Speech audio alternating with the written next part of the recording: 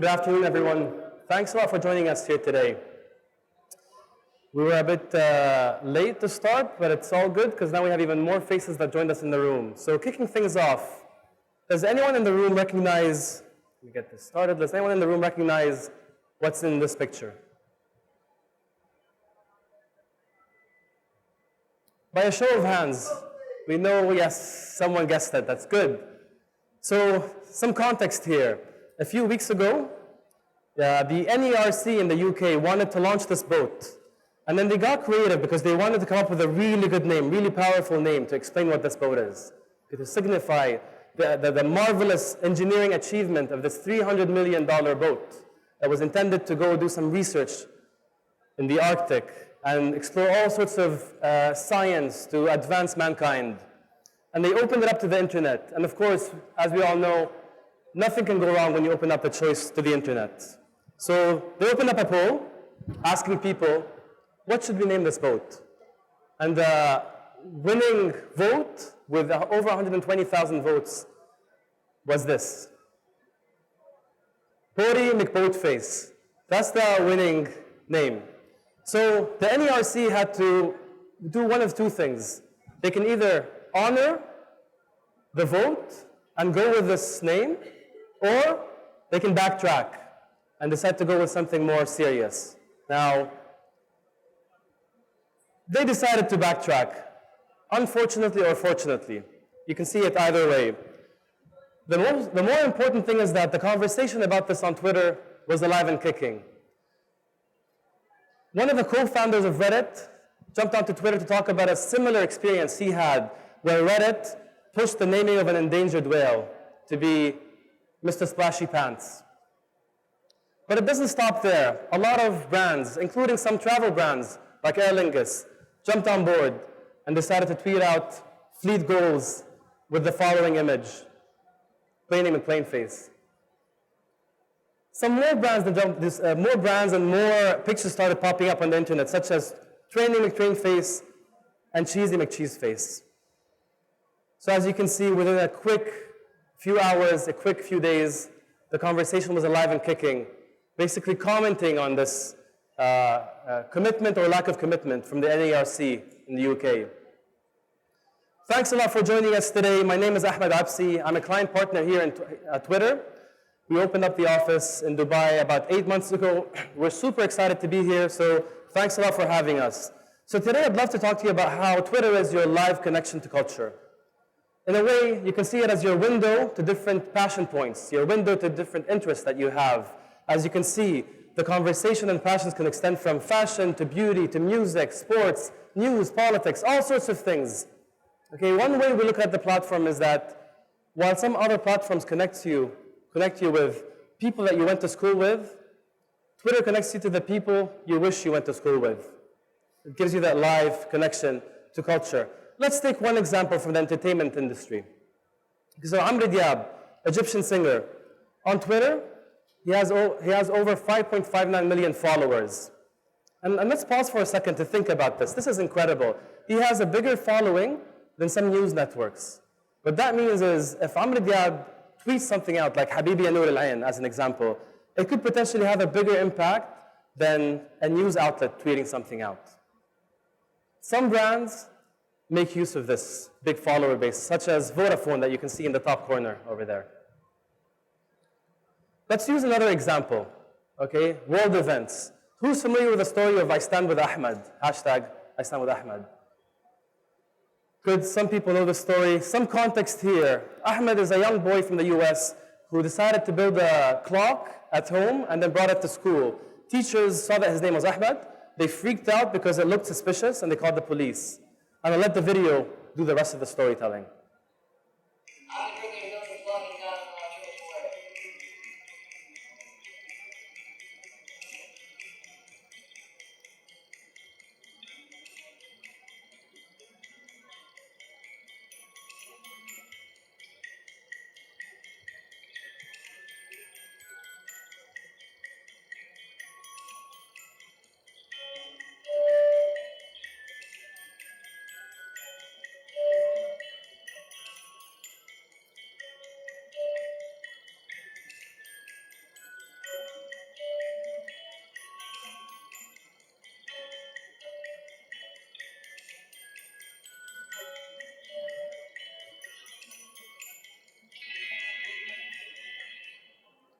So that's an amazing story for us. Not only did the people on Twitter jump in support of Ahmed, they jumped to support him, but then he got direct communication from President Obama and Mark Zuckerberg. That's amazing. So looking at that angle, we say that when we say Twitter's a live connection to culture, Twitter's first, it's direct, it's live. We say it's first because on average, things are uncovered on Twitter about 10 to 15 minutes before any other platform. Twitter is direct. We saw one example with President Obama responding to a 14-year-old kid, but then this is constantly happening through people tweeting at celebrities and celebrities tweeting back on Twitter, or people joining a conversation with celebrities on Periscope. And then Twitter's live. As things unfold in the real world, in live events, cultural events on TV, and conversations are happening on Twitter at the same time. So we say Twitter is first, it's direct, it's live. So today, I'd love to talk a little bit about what some travel brands are doing to leverage this live connection to culture and what you could do as a travel marketer to tap into that live connection. I have a few examples here from Dubai Tourism. The first is from Dubai Calendar, where they use rich media content to drive people to their events. You have Visit Dubai, driving people with clear calls to action to unique kind of experiences that they can only have in Dubai. And X Yoga, which is using opinion pieces and opinion articles to drive consideration for these types of activities within Dubai. So keep these in mind as we progress and as we talk about the rest of the presentation from the different angles. And now let's talk about those angles. So we said Twitter is your live connection to culture.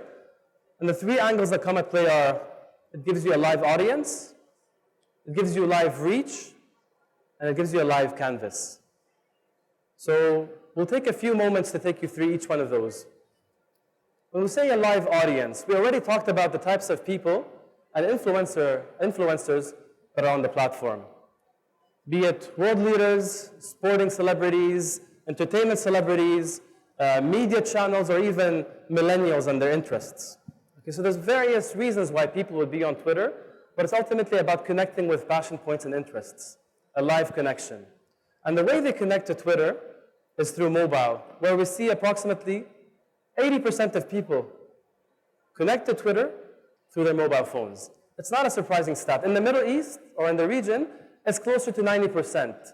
In some countries, even higher than 90%. Again, not a surprising stat. But let's take a look at some of the travel audience stats that we have. 51% of people on Twitter say they've been influenced by Twitter and the content they see on Twitter when making travel decisions. It's a very powerful stat. The other one that we'll talk about is 31% of people say that they've been influenced by something they saw a friend tweet or mention about a brand on Twitter. This gives you a sense that the Twitter audience is an impressionable one when it comes to travel. They are keen on engaging with good content. Moving a bit further away from travel, but we'll come back to travel shortly. In a research that we did in Saudi, we found that approximately of the mass affluent audience, that's the audience that fits into the 20% top income bracket in Saudi Arabia. Of the mass affluent audience, 94% of those that use social media are on Twitter. What this tells us is, if you want to reach a mass affluent person from Saudi Arabia, chances are you can reach them very easily with Twitter because they are on the platform. Bringing it back to travel, we see that translated as, on average, the Saudi Twitter travel audience, on average, spends 1.6 times more than non-Twitter users of social media. Okay, this is on leisure travel. In the UAE, it's even higher. It's 5.8 times more that's spent on leisure travel by the Twitter audience versus the non-Twitter social media audience. Okay, not a surprising stat. Some of the things you can think about is you can easily connect with some people in that segment with things like offers around luxury hotels, things like luxury shopping experiences, etc. So it's starting to formulate the type of people you can reach on Twitter. But it's not only luxury travelers. Okay? When people are seeing content on Twitter, and specifically advertising on Twitter, they're taking different types of actions. I know there's 6 stats on there. I'll point out 3. close to a third of people, when they see an ad on Twitter, they'll decide to visit the brand's website. Sorry, the brand's Twitter page. What that means to us is it's a good place for them to discover the good organic content you're pushing out with that specific cadence that you have. So the organic stuff that you have about your travel brand is being seen by the travel audience. Two more stats. Close to 1/5 of the Twitter travel audience says that when they see an ad on Twitter, they'll ask your brand a question. So that gives you an opportunity to drive people further down the purchase funnel, from awareness to consideration to purchase. And then finally, close to also 1/5 of the people on Twitter, the travel audience, when they see an ad on Twitter, they'll take action by retweeting. And that shows us that they are impressionable, they are willing to engage with your content, and they are willing to share the good content that you're putting out there. So it's not only about what they do on Twitter only. So between what happens once they see travel content on Twitter, they'll take actions online and some actions offline. So we'll go through 3 stats. 30% said that when they saw travel content on Twitter, they'll contact a service agent online. So they are taking action online. 26%, that's almost a fourth, or more than a fourth, say they'll go to directly purchase the service online. Now moving to what happens offline. Here we're looking at the types of things that people are doing once they see some content on Twitter. They're taking action offline. One stat is more than a fifth contact a service provider offline. Because the people are doing things across the different parts of the purchase funnel. And you'll see that in the conversation on Twitter, be it with people dreaming on Twitter, people announcing action on Twitter, or people sharing experiences on Twitter. Again, images, videos, etc. People love to share good content. So that gives you a sense that the live audience on Twitter really is a very relevant one. It's an engaged one. It's a qualified travel audience. So let's look at another angle, the live reach angle. Here, we know that globally, Twitter reaches over 820 million users, both on platform and off platform. In the GCC, it's over 10 million users, okay, to keep that in context. So it's not just about the number of people that you reach, it's also about when you can reach these people. And we talk about the different moments that you can reach people in this framework of everyday type moments and campaign type moments. On the everyday type moments, you know that users love talking about music, they follow different music brands, they love to talk about sports. There are things that people are engaged with on a day-to-day basis. Myself, I love music, I'll talk about music on Twitter. What that means for a travel brand is potentially they can target me on an ongoing basis around the music theme. They can engage me with my interests, with the types of things I'm talking about. So something like the Jazz Fest could potentially serve me content on an ongoing basis to drive my awareness of this festival and drive me to join the festival once it comes to town. The other side of it is capturing campaign-type moments. These are the bigger moments, the cultural moments, for example. Ramadan is a big one. We know when Ramadan is every year. We know as a marketer, what type of value you can bring to your users and to your audience around Ramadan. So it's a good time to plan a bigger campaign moment and capture that moment. We also have the live events or the TV events. These are, again, bigger campaign-type moments. You know when a live event is happening on the ground. You can potentially target people ahead of it, raising awareness to it, driving them to specifically engage with you around that moment. So this is talking about the live reach. Okay, we talked about the live audience. It's a qualified travel audience that's impressionable that you can talk to. Then you have the live reach, which is about an extensive number of people that you can reach, but also different times and different moments when you can engage with them. Now we'll talk a bit about the live canvas offering from Twitter. So a few years ago, advertising on the internet looked like this. Some static banners with a bit of animation in some cases. But recently, there's a lot of emphasis on rich media when it comes to advertising.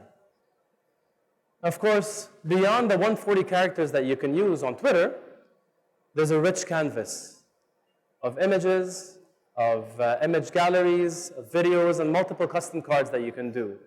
But let's focus on the video formats for a moment. Between native video on Twitter, between Periscope and Vine, quick show of hands, who here knows what Periscope is? A lot of people, that's good. Just for the people that haven't used the app before. It's a live streaming app that lets you give a perspective or a window to the world of what you're seeing at that moment. It occupies a very personal space around you. You hold up your phone, few taps, and the world gets to see what you're seeing at the same time. It's a very personal space. You get to narrate what you're seeing. In some ways, we say it's a way for people to teleport to where they are from to where you are at the moment. This to us is what Periscope is. It's the video embodiment of Twitter. So between native video, Periscope, and Vine, those 6-second clips, the combination of those make Twitter the fastest growing video platform in the world. Going beyond video, a few other more standard type of cards, like the lead generation cards. Some brands like A'mar are using these cards to collect leads. And it's very easy and very simple to collect leads with the lead gen card because all it needs is 2 taps.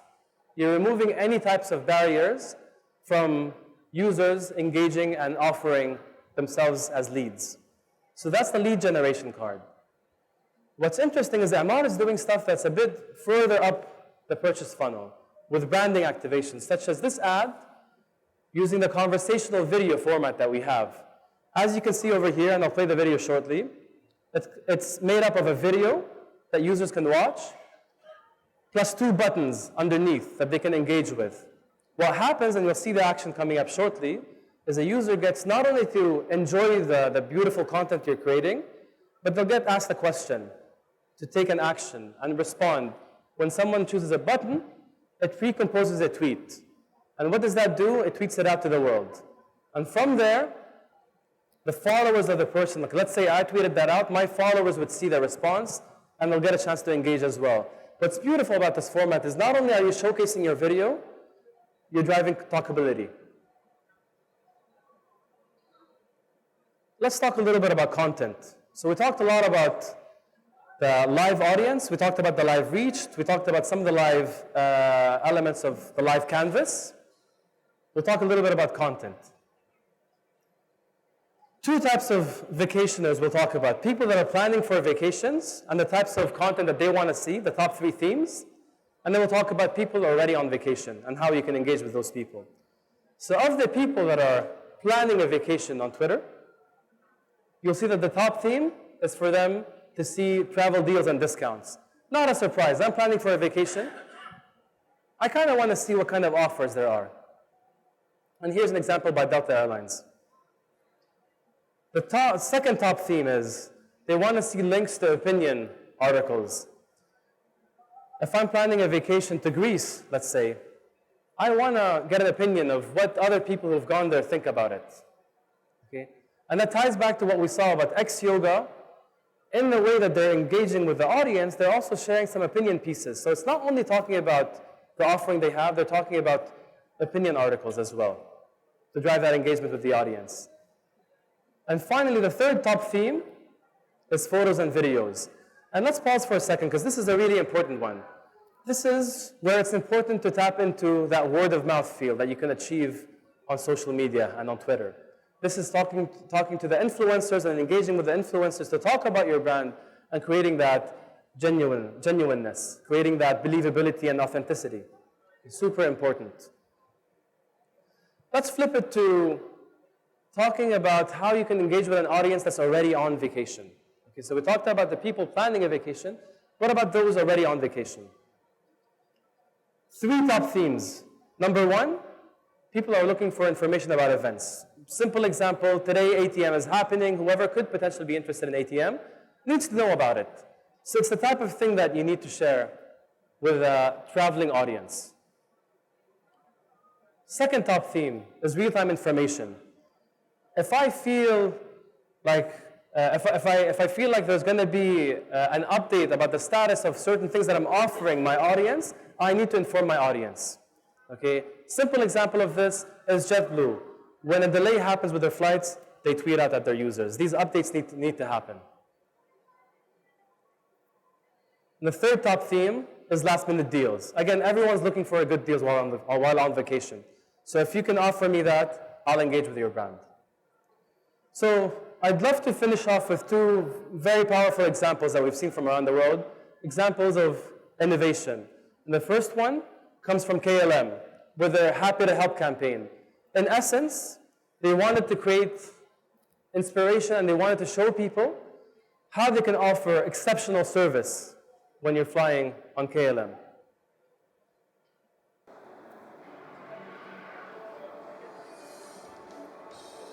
We are proud of our customer service,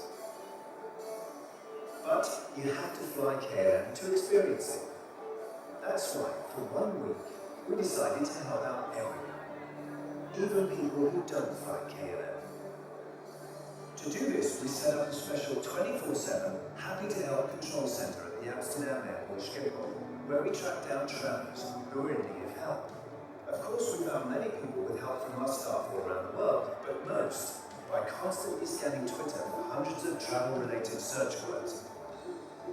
Most problems can be solved in a tweet, but some needed a bit more attention. We had a speedboat taxi ready in the Hudson River to meet New York traffic. A car in Amsterdam to pick up passports. And a motorbike in Hong Kong to track down forgotten items. We gave Eva a wake-up call for her early flight. Provided a comfy bed for passengers who got stuck at the airport overnight. A speed tour of Amsterdam for people who had a couple of hours layover. Sang a lullaby for Sean, who couldn't see. A honeymoon transfer to the gate for Tom and Kelly. And got Jill in touch with her boy band crush to get her through the delay.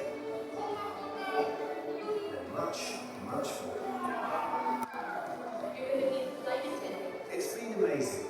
We helped out thousands of people flying other airlines all over the world, with millions following what we did online. So to everyone who doesn't fly KLM, have a safe trip. And to everyone who does, remember, we're always happy to help.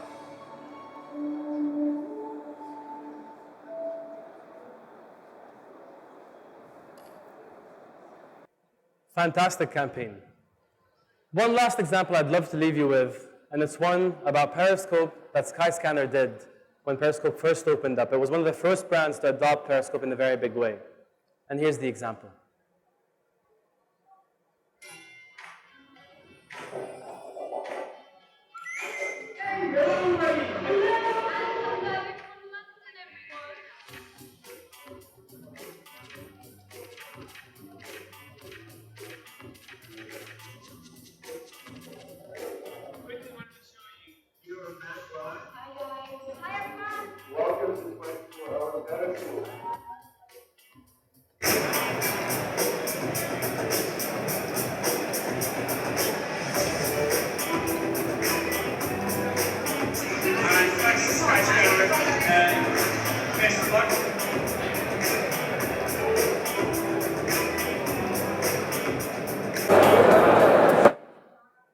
Fantastic campaign. Planning for this was very quick, probably a week or less to turn it around. And very powerful outcome because, again, we're talking about engaging with people that are sharing content. It's very believable, very genuine, that's coming from the heart through Periscope. So we talked about three things. Okay, Twitter gives you a live audience, gives you live reach, and gives you a live canvas. And combining the three things together will drive results. Thank you.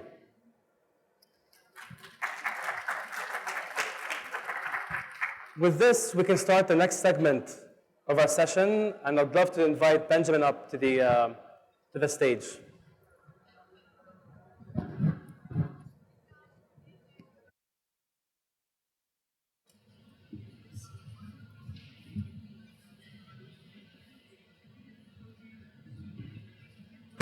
It's much better than being in an awkward position speaking like this to the audience.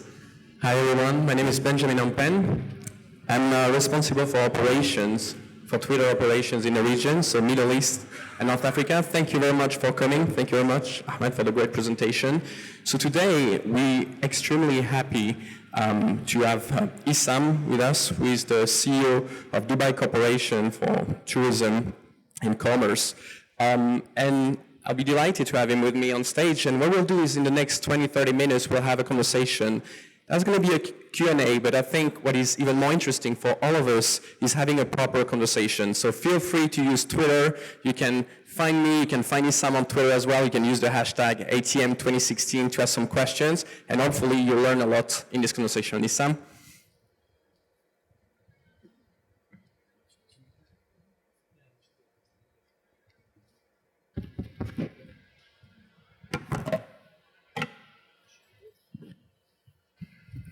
It's a bit weird, isn't it? Yeah, I think so. Okay, all right, cool. Can everyone hear us perfectly in the back? Emmanuel, can you hear us? Yeah? Great. Cool. Issam, thank you very much for joining us. Thank you for having us. The first question I had for you is maybe some people who are traveling for the first time in Dubai or who are hearing so much about Dubai is DTCM, DCTCM, you know, these acronyms. So Dubai Corporation, what is the role under DTCM? The thing is, since we've had some changes over the past few years, the DTCM historically has been the arm that looks at promoting and communicating the messages of Dubai, and the sole purpose of being to attract more and more visitors to Dubai. The corporation was established literally to bring to separate basically the regulatory side of what DTCM does, which is the classifications and regulations on the hotels and the permits for the events that take place. And the corporation will focus a lot on the PR, the marketing, the communication, and literally on the marketing of Dubai as a destination, purely focusing on that. Got it. And talking about the marketing then, I mean, Dubai has gone through a tremendous development in terms of tourism destination. What are you guys doing at DTCM beyond, you know, the brand new skyscrapers, beyond, you know, the world's biggest whatever, you know, what are you guys doing? I think the primary focus was when this transition was happening to create this new corporation, and the idea behind it came from when we released our 2012 numbers, and we had announced that we had broken the 10 million international visitor mark for the first time.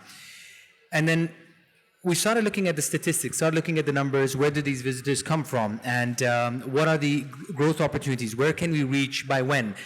And very quickly we started analyzing if we work on continuing the relationship, building on that relationship that historically has been great between the private and public sector, we would be able to achieve the 20 million visitors by 2020, and that was the vision that was set out for us.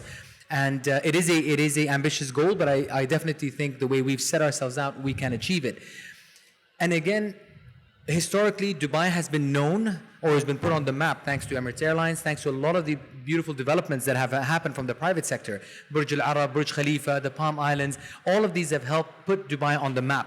But at the same time, a lot of people have this misconception that Dubai only caters to a certain segment, that it's only, it's very expensive or not everybody can afford that trip. And also, a lot of people, because of the success of the properties here, of selling their hotels, their rooms, their facilities, selling the beach, selling the retail, selling the experiences within their own buildings. A lot of people didn't realize the depth of Dubai's offering as well. So then it became upon us to really focus on highlighting everything that Dubai has to offer, making sure that everyone realizes the family destination aspect of Dubai, and also bringing the cultural, the heritage side, the art side of Dubai, which is now becoming more and more known, because when people started visiting Dubai and seeing these things, they realized that it's not something that they would have known before they arrived to Dubai. Same thing goes to gastronomy. A lot of people rave about the restaurants and the breadth of offering and the options that they have available to them, representative of the 200 different nationalities that live here. But how would we be able to attract them more? So that plays in perfectly to the segment earlier by Ahmed, who wonderfully presented how social media can help us achieve that. And so this objective, I think everyone knows it. So you did a great job at marketing the 20 million objective by 2020. I'm sure behind this huge objective, there are other ones? What are your key performance indicators? Are there other milestones that you're trying to reach? Absolutely. I think for us, there are a few things here. We're talking about 20 million visitors. We're talking about repeat visitation. We're talking about increasing the length of stay. At the end of the day, what we're talking about is increasing the contribution of tourism to Dubai's GDP. As we all know, the conversations now, especially about the region, is about how do you diversify from the income from oil. Dubai has never really relied on oil. Dubai's source of income, the major source of income, has been tourism. So I think this is the time where we can really speak about what we've done and how it has helped us achieve what we have been able to. So I had a look, obviously, at Twitter, and a couple of weeks ago, His Highness Sheikh Mohammed tweeted this. Yes. I'm sure you must be the best person at DTCM to basically tell the story about this tweet. And beyond, just the fact we're putting a tweet on screen here, I think there's something deeper. So this is basically the rulers visiting New York in the 60s. So is there a parallel between Dubai now and New York in the 60s? I wouldn't say that, but I think a lot of people do. But I think it's quite clear that the vision was there from quite early on. And this is, you're talking about 1960s here, well before the UAE was formed. So the concept and the idea of if something has been done somewhere else, why can't it be done here, was the mentality that always existed. And I think the campaign that we launched for Brand Dubai itself is Spirit of Possible. And I think that is the spirit that truly resonates with Dubai. And it's about really pushing that message out about anything is possible.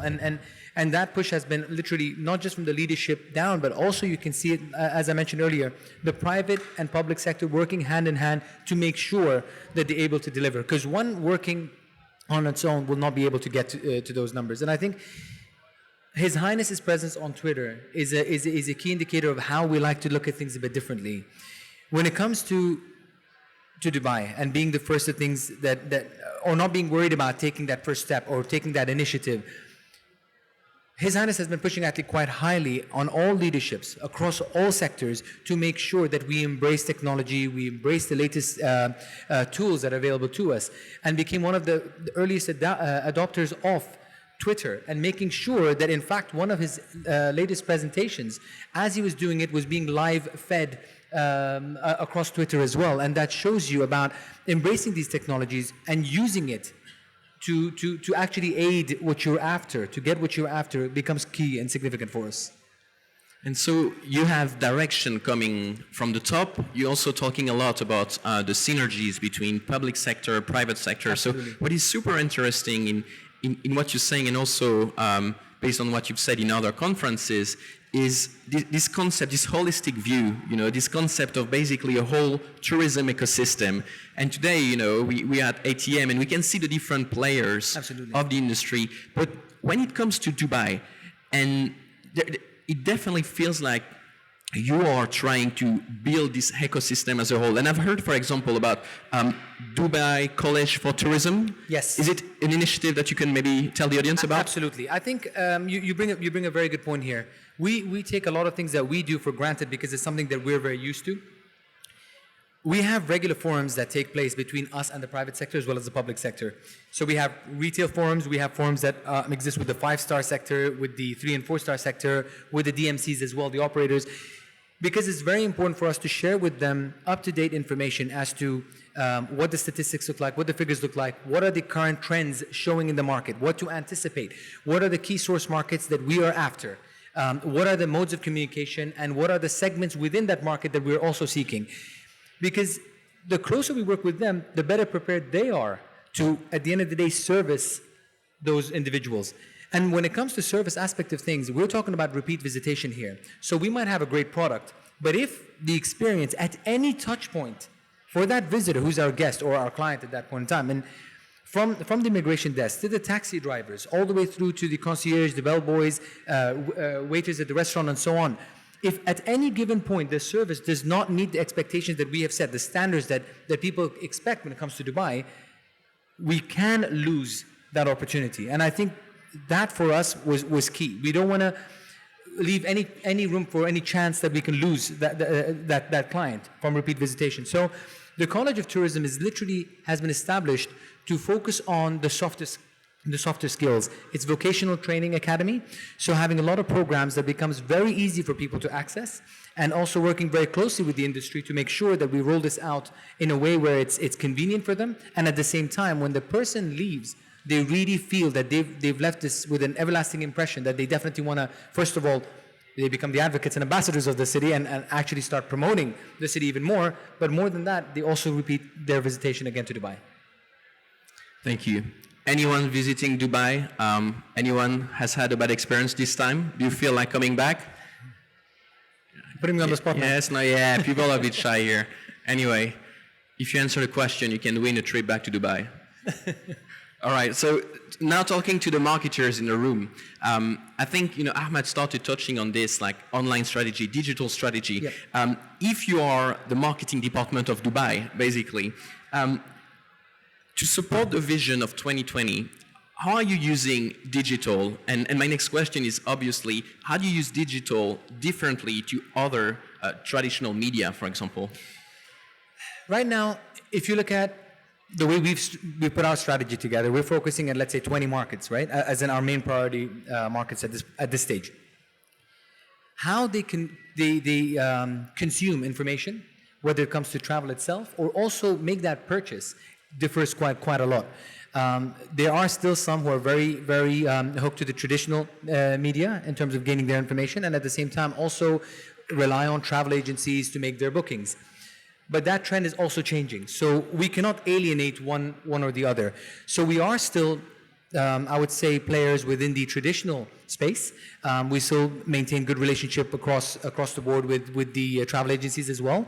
But at the same time, we know the next generation of travelers, the ones that we need to also focus on, because we're talking about 2020 and beyond. So we need to make sure that we are already in touch with that audience, and that's where digital becomes a key player for us. Not only in getting them more information about Dubai, but also making sure that they remain engaged with Dubai, share those experiences as well, and make it so easy for them that they can at least either within the interactions itself, as they're at a place or at an event, to be able to share it, but also to take it back home with them to make sure that they can share that again and again. So digital becomes a bigger and bigger player as we go forward. But right now, I would say it's a great balance between the two. And all of this sharing, I mean, we're seeing it here. Most of the stands are talking about mobile. Yes. Ahmed said that, more than 80% of our users on Twitter, are accessing it onto mobile. What's the impact of the proliferation of mobile on the strategy of Visit Dubai? It's huge.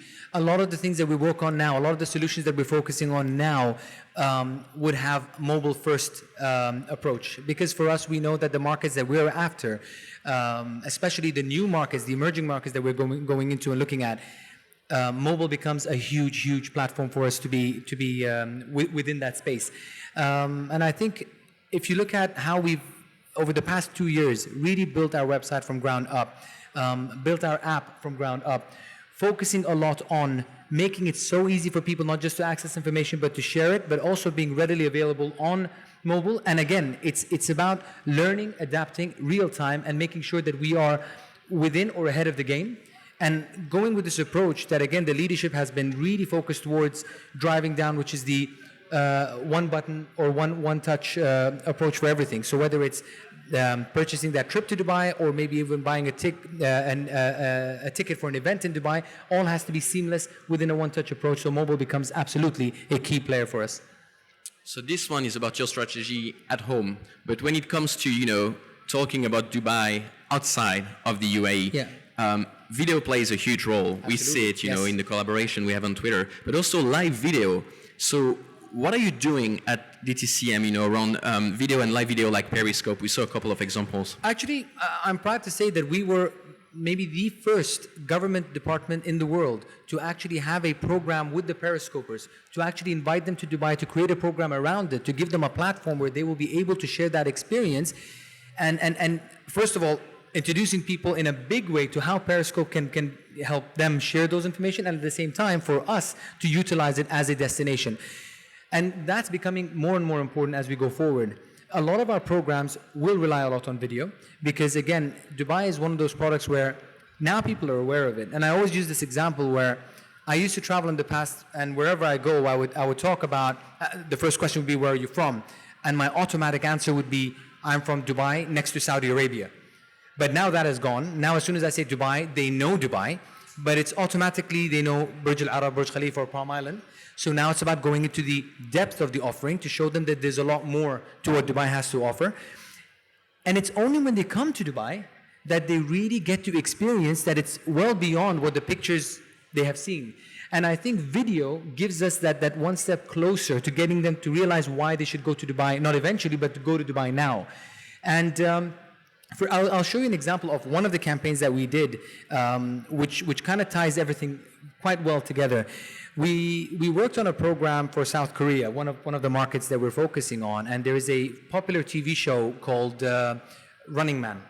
And it's got a huge fan base within South Korea itself, and also has a huge impact on China. So what we did was, we made sure that we studied and analyzed that program quite well. We made sure that we understood exactly who the target audience are and they fit within the profile that we're after. Got the show to shoot in Dubai, and then got the actual celebrities who are like the influencers to actually share those experiences of them being in Dubai while the shoot's happening with their followers as well. And then when they go back, besides the interview that they have post the event itself, the social media interaction that takes place is phenomenal. So it goes well beyond that one activation that we actually worked on. So it gives you a lot more opportunity to really leverage that one execution. And when you do one of these campaigns, I mean, again, here there are a lot of brands in the room that I'd like to know, for a brand like yours that is super active on Twitter, you have a couple of accounts, you have Visit Dubai, Dubai Tourism, all of this in different countries, Dubai Calendar. Exactly. I think more than 500,000 followers. How do you measure success onto Twitter? I mean, you talk about a lot of engagement, but Yes. is there something else? I think for us, again, if I look at social media as a whole, for us, simple things that actually resonate quite well. The team, Emmanuel actually is here as well, within his area, they have the social media listening room, for example, right? And that is quite close, and I was quite happy to see KLM having the thing, but obviously they've done this for some time now, and it's about really understanding what are people saying about Dubai. Being able to capture what's positive and what's negative, and being able to interact with them real time is quite key for us. And even more importantly than that is when someone goes back and shares an experience that was, let's say, positive, saying that, oh, I had a great experience in Dubai. Our team can actually get involved real time and tell them, thank you for your visit and we look forward to seeing you soon. And that in itself creates such a huge footprint in terms of the retweets the person gets, because he actually is impressed that the city acknowledged the presence, and gives us room to interact a lot more real time with a lot of people who are interested in Dubai, might have questions about what else is there to do in Dubai, to give them itineraries, to again be able to engage with them at a level before they come to Dubai, and be able to make that last push or nudge to get them into the city. So using data in real time to basically delight the user. And real time to understand if we have launched a campaign, even offline, how it's actually being met by the audience, what's working, what's not working. And especially when it comes to, let's say, online banners or digital ads that go on, we can see real time which one is working, which one is not, and we can quickly adjust and adapt to it. So obviously it becomes a very agile approach to how we market things. And this is obviously unbelievable. Yeah, in a lot of industries, actually, beyond even tourism, a lot of brands working with us are using Twitter just to listen. You have more than 1 billion conversations every day. So it's just a lot of data that you can use to basically have comments, on your last campaign. Absolutely. Is it working well on a new destination? I'm sure if I'm asking you, do you have more engagement in Saudi or in Spain? Based on the answer you have, your marketing strategy is... 100%. And Saudi, I must say, is one of the biggest users of Twitter. And as you know, Saudi is the number one or number two, depending on the time of the year. But overall, they're the number one key source market for us. So getting that engagement from them and making sure that we are involved with them at that stage, and it's quite important for us. And I think to your point about how many people are using Twitter to communicate, if you look at January statistics alone, you had about, I would say, 31% of the global population using social media. Yeah. And also you had about over 2 billion, you're talking about 2 billion people interacting on social media. And a lot on Twitter. My last question is, conscious of your time here, the hashtag MyDubai. Yes. You know, we opened the office 7 months ago, so I'm pretty recent to the region because Yeah. I came literally 7 months ago here. Hashtag MyDubai is something that has become something not only for tourists but for residents here. Sometimes when I take a picture of a nice sunset on Kite Beach, Yeah. I'm just using it, and I don't feel Second like nature, yeah. I don't feel like I'm basically using a brand. Yeah. So, what's the strategic importance of this hashtag, and what's the goal? Is the goal just an unlimited number of views, or do you have something else behind it? I think what's great about hashtag MyDubai, it is actually genuinely organic content, and it was purely an incentive that was announced by the Crown Prince of Dubai. So it isn't a government push. It isn't something that we've actually done. But what's amazing about it is the whole concept behind it for him was to create an autobiography about a city, captured within visuals and stuff, of how people see Dubai from their perspective. So some people might be interested in the high-end luxury lifestyle of what Dubai has to offer. Others more family-relevant stuff, whether it's adventure, whether it's gastronomy, whatever it is. So it really gives you a well-rounded take of what Dubai means to so many different people. So for us, obviously it was a gold mine. And we worked very closely with them to understand how we could leverage some of the content that come out and just show people that, look, this is what's happening in Dubai. And we want to keep it that way because it is actually genuinely growing on its own. So there is no reason for us to be really involved in a much bigger way than that. And at this stage in time, I think we're benefiting quite a lot because people are genuinely seeing that. And not only are the residents interacting with it, but even more so tourists now and even celebrities who come through Dubai, they feel like we want to have a hashtag MyDubai experience shared as well. Great, thank you very much, Issam. So last thing, I know that Issam is a big fan of great burger restaurants. So I'd like to make sure we use Twitter to show him the power of the platform. So if you know any great place in Dubai or elsewhere where you know there's this best burger ever, use the hashtag, use basically his handle at Issam Kazim, and you can directly engage with Issam to help him find the best burger ever. Issam Kazim, CEO of DCTCM, thank you very much for joining us today. Thank you very much. Thank you, everyone.